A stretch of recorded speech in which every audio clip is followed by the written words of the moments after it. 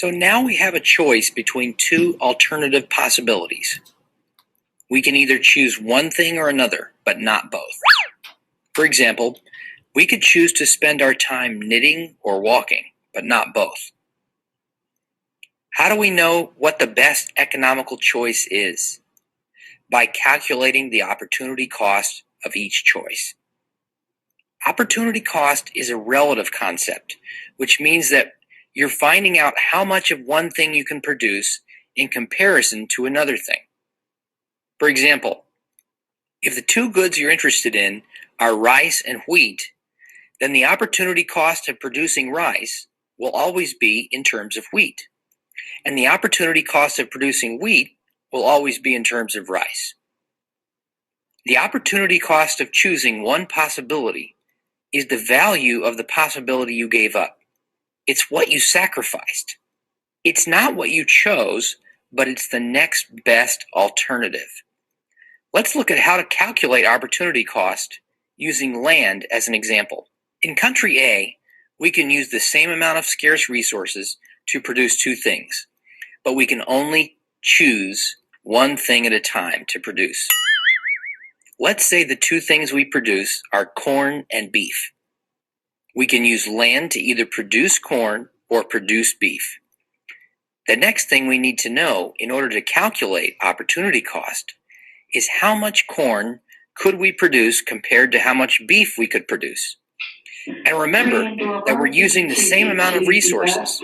So this kind of a problem really is going to give us the basis for comparing two alternative choices. Let's say that in country A, we can either produce 50 tons of corn, or as an alternative, we can produce 25 tons of beef.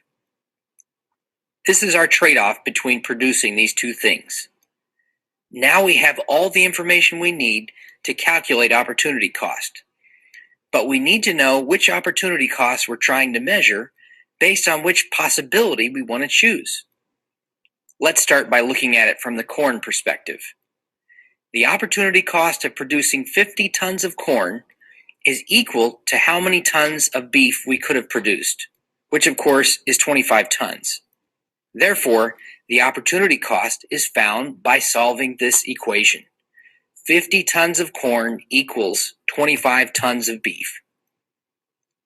What we really want to know is how much beef we could have produced if we chose to produce 1 ton of corn. But the question gave us 50 tons. To reduce this equation down, we divide each side by 25, and this gives us 2 tons of corn equals 1 ton of beef. And then, reducing it down one more time gives us 1 ton of corn equals a half ton of beef. That's our answer. The opportunity cost of producing a ton of corn is a half a ton of beef. Now, we only looked at this choice from one perspective. Let's look at it from the opposite perspective. If country A can either produce 50 tons of corn or 25 tons of beef, then what is the opportunity cost to them of producing 25 tons of beef? Well, it's the value of the next best alternative, which of course is producing 50 tons of corn. So in this case, our equation is as follows. 25 tons of beef equals 50 tons of corn. Same equation, different order. Reducing this down, we get 1 ton of beef equals 2 tons of corn. So what does this mean?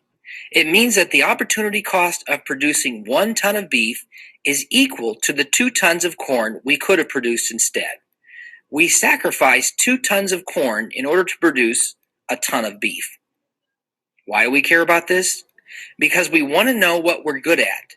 So ultimately, we can specialize in doing this instead of doing something we're not as good at. Opportunity cost reveals the value in any decision.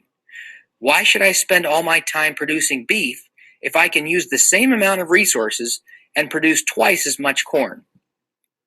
Opportunity cost just revealed this to us. Economics is all about getting the best results with the least amount of effort, or producing a larger quantity of one thing with the same amount of resources. How about another example? Let's say that in 1 hour on a Saturday night, I can either type 3 term papers or bake 1 dozen chocolate chip cookies. What is my opportunity cost of choosing to write a term paper? Well, my equation looks like this.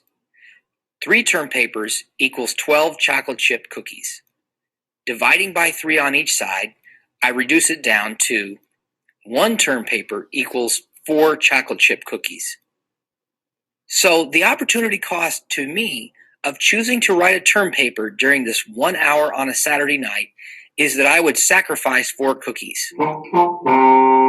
You can use this method to calculate the opportunity cost for any major choice, whether it's on the level of 2 goods or whether it's on an economy-wide level of choosing between capital goods and consumer goods. The economic skill you've just learned is the building block for creating the production possibilities curve.